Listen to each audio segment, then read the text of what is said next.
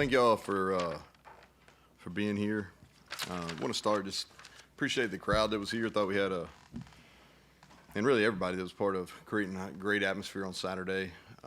We just didn't deliver, didn't coach or play well enough to be a quality opponent. I'm not sure we could have beat a subpar opponent on Saturday. We just did not play very good football. Very erratic in 2 out of 3 phases.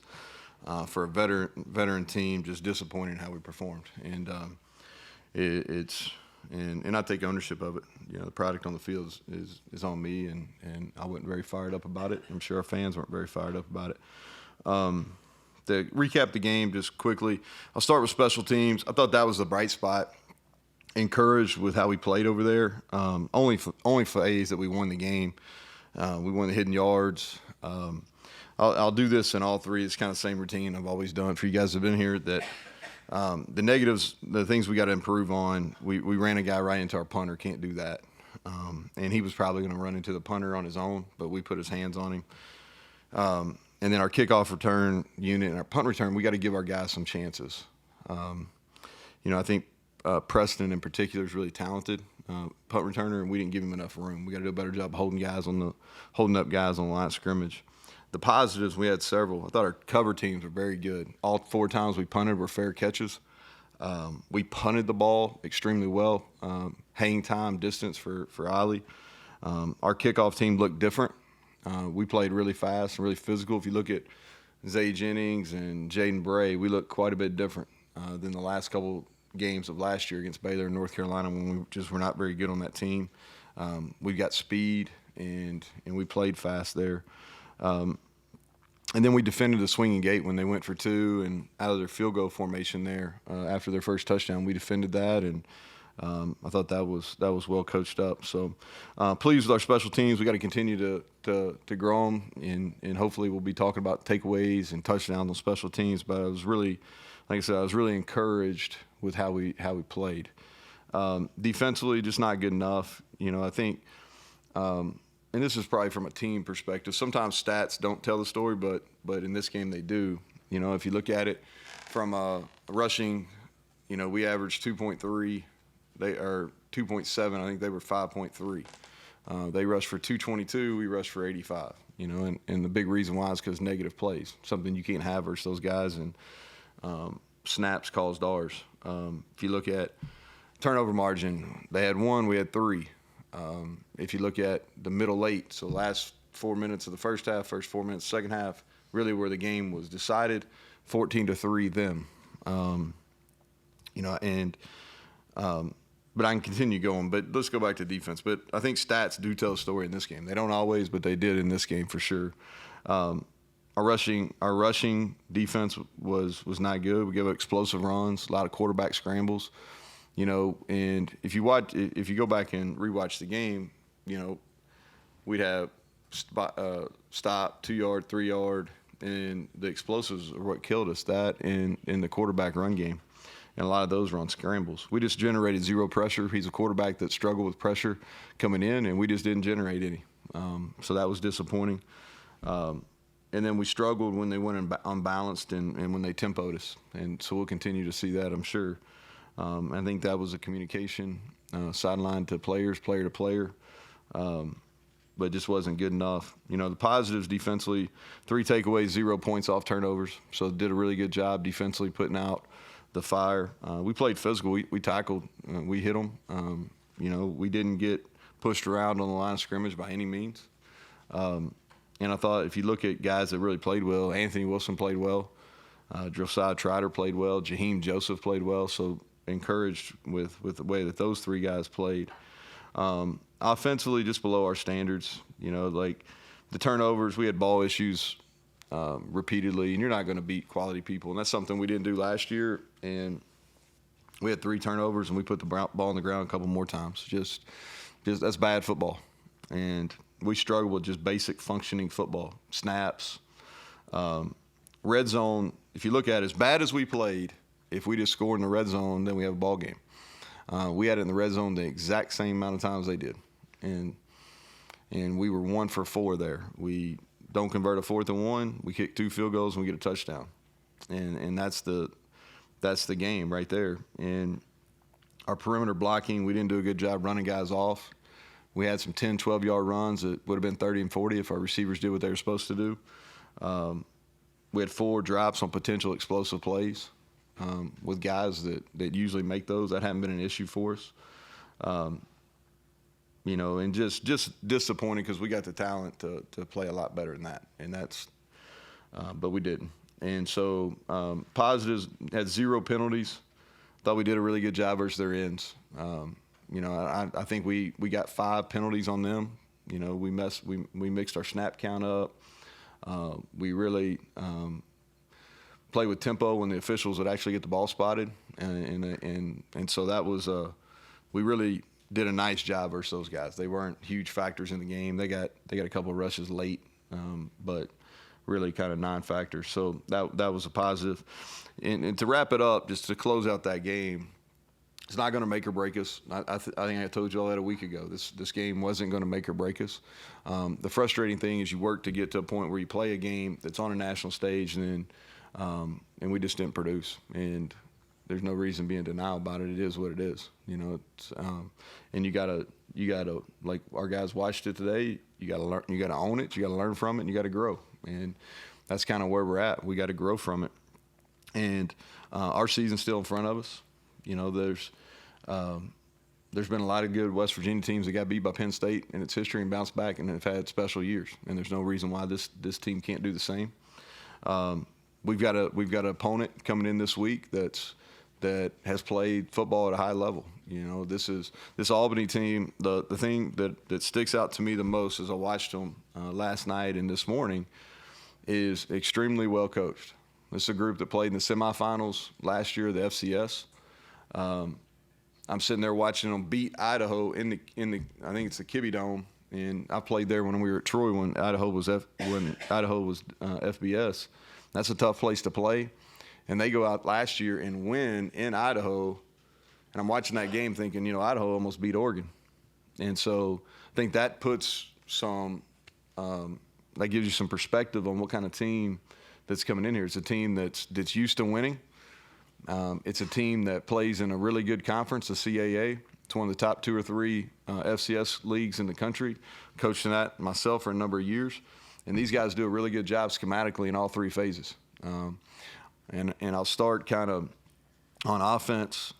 Last year they were really good throwing the football, but it started with the run. They're going to give us a bunch of different formation looks. They want to establish the run.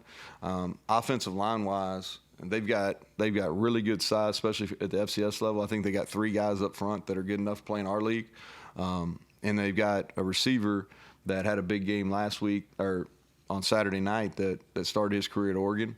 Overall, they got 20 Division I transfers. I think 6 guys that were on Power 4 rosters a year ago.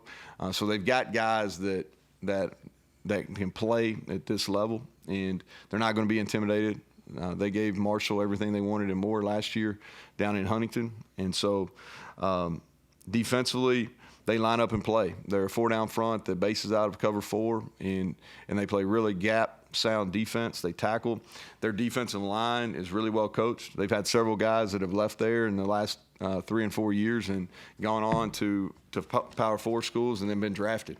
And so they really are good at developing guys on that defensive line.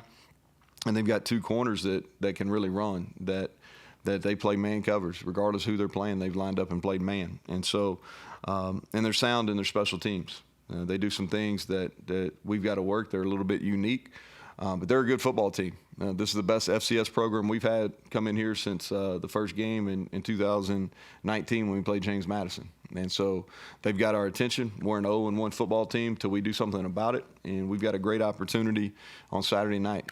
Get under the lights. My message to our fans is I wouldn't lose faith on one game. We didn't perform well. Penn State's got a good team, but we'll bounce back and we'll get back on track. And we've got a good football team, and we just got to go out and show it. And so it starts this week with our next opportunity. So I hope fans turn out. It should be a nice night. We're going to get to see the lights for the first time, and so looking forward to that. So Greg, open us up. So start up front on both sides of the football. I mean, admit it, and you said after game, Penn State's very good. So, but you guys struggled there seemingly. Your thoughts, having watched tape? Well, problems on both sides. So I can I'll try to explain it to you. So, offensive line wise, if you go back and you just watch it, and we didn't do as poor a job running the football as the numbers show. Now, they are what they are. I'm not trying to convince you that numbers are lying. But we had a minus 16 on the snap that hit the receiver. That was the quarterback's fault. And then the hot snap was minus 11. So we had minus 27. And then on the pass play where Garrett fumbled was another minus 7 or 8. And so you add all that minus yardage, and it looks worse than it actually was, okay? So our point of contact, we had one outside run. It was on a 1st and 10 going toward the weight room where we had Jaheim kind of went backwards and we lost 6 yards. And that was really the only significant negative run we had that wasn't self-induced, right? Their 3 technique, Durant kid, who we really recruited hard, he made a nice play on our left guard. But our play up front wasn't as poor as the numbers show, okay? I thought we did a really good job on their edge people. Their quickness in the interior bothered us some. But I thought we got expansion on their ends. I thought we got good movement. Jaheim, we didn't get enough touches. He got injured and missed a good chunk there in the second, third quarter. But we didn't get him enough touches in general. But I thought he and CJ did some good things in the run game. I thought Traylon Davis did some good things in the run game. We've got to be more consistent versus the movement inside, and Cole's got to play a lot better for us in the run game. And then our receivers, they're playing man coverage, and we got to run those guys off. And so we probably left 30 to 50 yards in rushing offense out on the field just because our receivers didn't run off. And that was disappointing. And you can turn on our film from last year, and we were as good as anybody that was playing and running people off. And for whatever reason, we did not do that on Saturday. And so I say all that to say that our offensive line play was better than what the rushing numbers look like. And then our quarterback made some poor decisions in the run game, which attributes to that as well. On the flip side, defensively, we didn't necessarily – our issues were not just because they knocked us off the ball. It's probably and if that was the case, I'd come in here and say that. That wasn't the case. They didn't physically knock us off the ball. But we did a really poor job we did not do a good enough job in any of our run games. We did a really poor job in our pass lanes because we were too fast. And when we were running games, and I'm talking about D-line games, on passing downs, we were too fast and left big gaps, which I haven't calculated the scramble yards, but it's quite a bit. You know, it's probably 50 or more in scramble yards.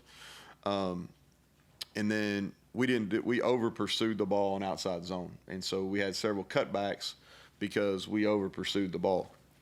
And so for us, I think it's about simplifying what we're trying to do in the run game and making sure our cutback lanes are in better spots. That'll be the first thing. But we didn't get knocked off the ball. We didn't. That's why I don't have an issue with our physicality. But our execution was not very good, and they outgapped us on a couple unbalanced plays.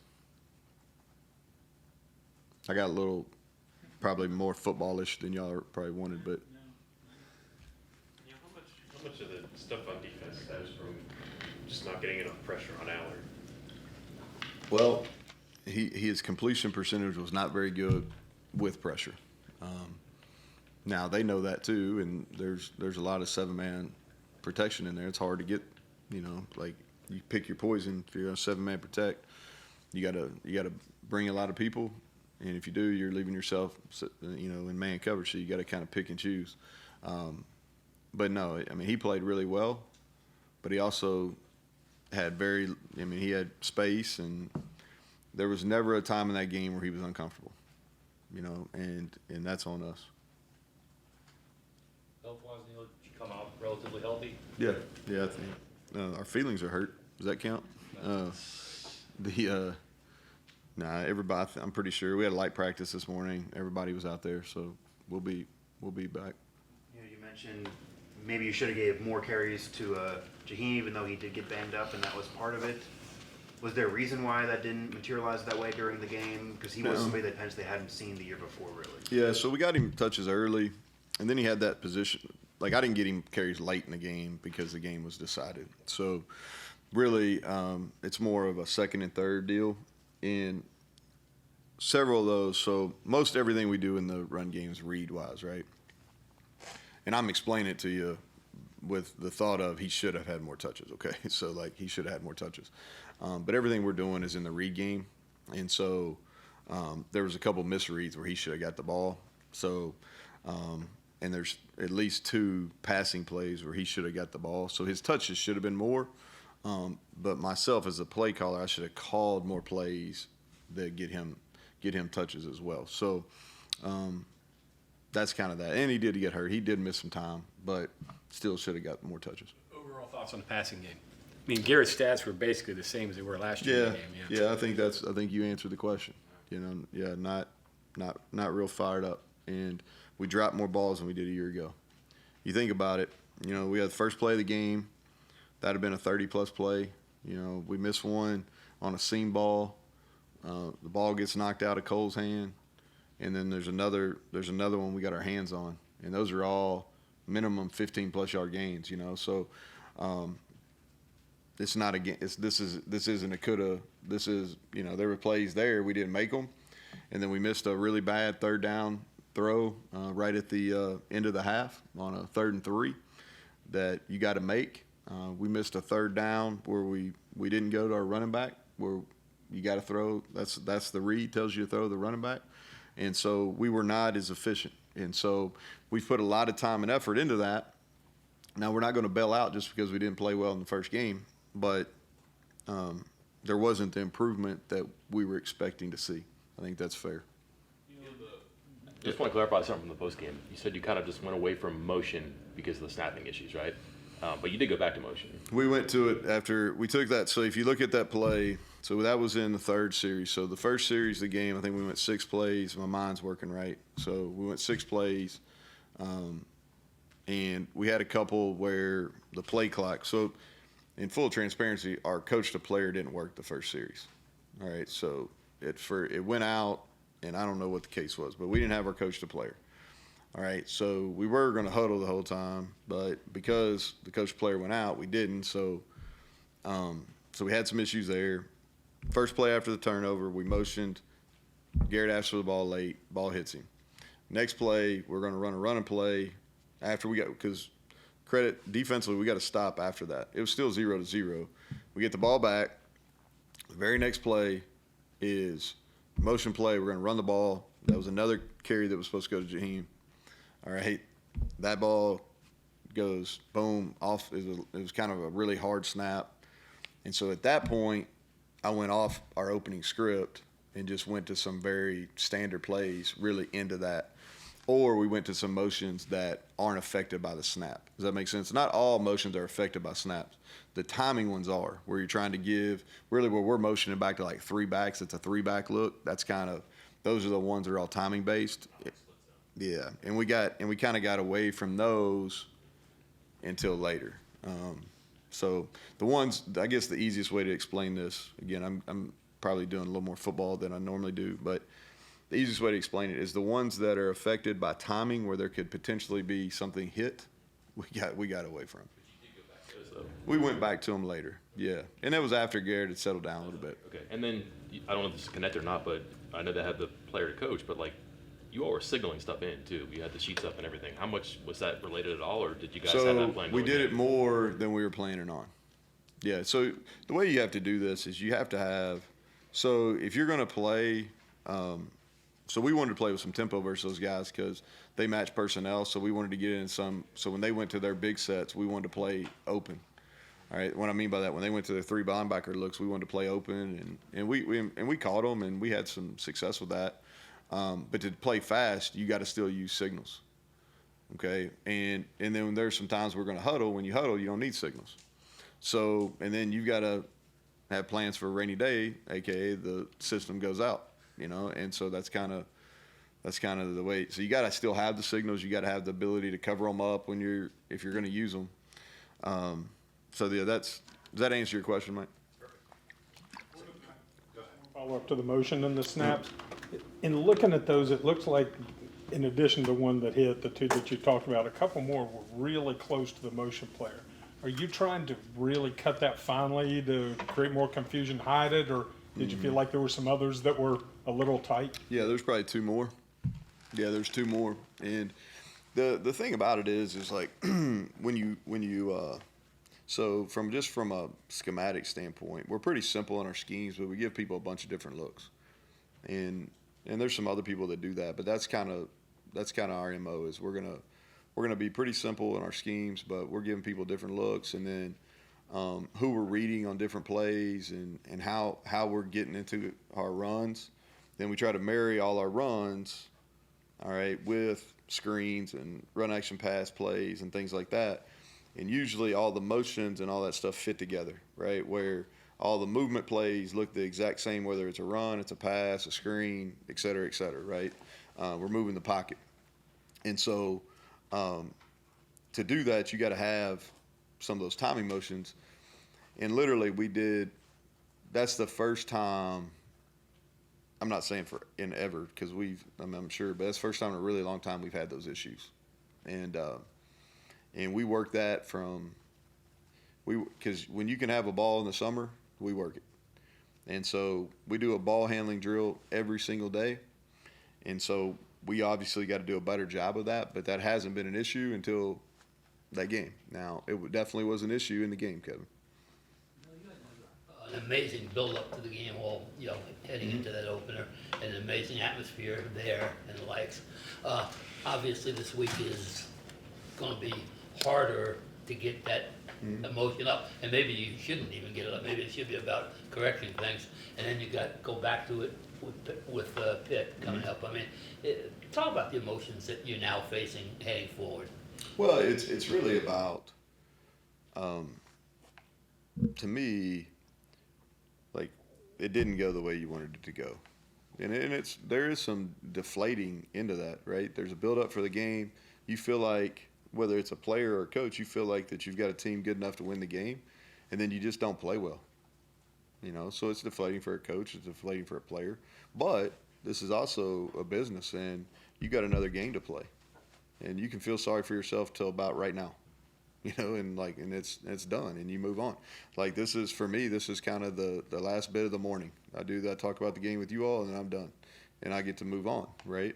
And kind of go into a bunker and get ready for Albany and get ready to play, And so you got to flush it, but you got to learn from it, because if you don't learn from it, then you're going to repeat it. And there were some mistakes we made, in our preparation. There were some mistakes we made in our execution that cannot happen again, whether it's versus Albany, Pitt, Kansas, Oklahoma State, as we go on. Because we play a really tough schedule. I mean, we play a lot of really good football teams. And so we've got to correct those things. We've got to get our guys ready to play. Like, to me, and y'all hear me say this all the time, like, our guys being ready to play is, like, zero concern for me. Because we got enough depth now. If somebody's not ready to play, then we're going to get them out. And so, like, we only got one game this week.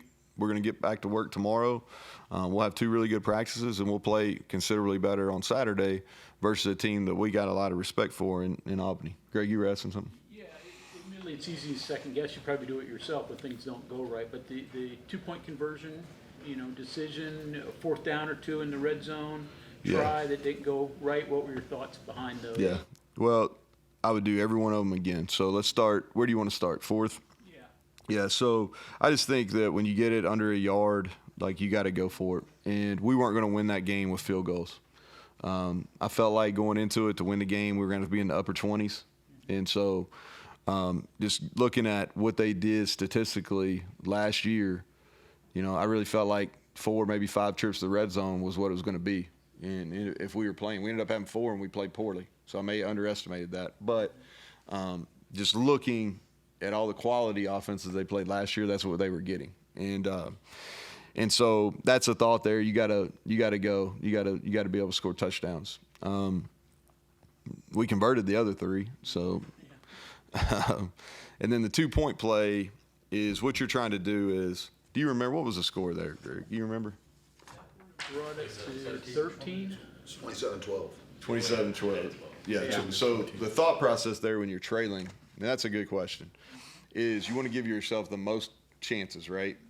And so what you have to do is you have to think ahead like they're going to score. And so what you're trying to do is you're trying to give yourselves, when you go for it, you know that you're going to have to do it another 2 times to be able to win the game. So the thought is you go for 2 because you're trying to play it in advance, because you know, like, okay, if you go 2 for 3 on 2-point conversion, that's really good. All right. And that gives you a chance to win the game. So just kind of thinking ahead. And y'all have heard me say this, and I've said this publicly before, is like a lot of those decisions are made before you go in, right? And I use the poker analogy or the blackjack analogy a lot, because I think it makes sense. I hope it makes sense to y'all. If it doesn't, then y'all tell me when we're done here. But is you play the rules of the game, right? And so whether it's blackjack or you're playing poker, you know, you have certain things that in playing blackjack you're going to hit, or you're going to split, or you're going to hold, right? And those are basically the rules of the game. And there's sometimes where the dealer's going to beat you and you played your hand the right way. And that's the way I think about these decisions within a game, is we do a lot of thinking about them before, and then that way it's not so emotional within. And just because the outcome isn't always exactly what you want it to be, doesn't mean that the decision was wrong. And that's the way I feel about those. You know, we were 3 or 4 on 4th downs. If I had to do every one of those again, I'd done every one of them again. Okay.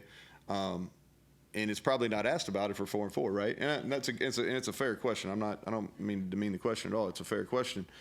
But, and the same with the 2-point play, is you make those decisions in the processes. Now, if you're making poor decisions, you got to go back and look at your processes. But I feel really good about those processes for those decisions. The 2-point play, we had an MA. Like, we just didn't block it the right way. You know, the fourth, I would argue that our spot was unkind. Like, we very easily could have been 4 for 4. Yeah, Mike. Results for you, for them. First thing, what did you say? First down results for you, for them, seemed like a pretty big difference. Just how much does that change when easier for them than? Yeah, we had 19, they had 21. Just the production on first down too. Yeah. It seemed like that was like 3rd and 2 every down for them. So, Yeah. Sorry, 2nd and 2 every time for them. Yeah, that was good. Like, that's fair. Our P and 10s were pretty good. They had less success on P and 10s, more success on made first downs. Yeah, we had too many 3rd downs in the game. You know, if you go back and you look at it, I always, like, the way the stats read, it's always 3rd downs and then 4th downs. But if you go for it on 4th down, the 3rd downs doesn't mean as much, right? So it's really about end of possession downs. So our productivity on end of possession downs wasn't necessarily bad. Where we got ourselves in trouble, we were in 3rd and long too much. And that's tough sledding versus those guys, because we have to help. You know, you have to keep people in. You have to keep your back and your tight end in. And so now you're playing to their strengths, because they can, you know, with the 4-man rush, they're pretty stout, and then they can drop people under your 3. And they were playing a lot of match, like underneath defenders, playing man with underneath defenders. Okay, thanks, Coach. All right, thank you all.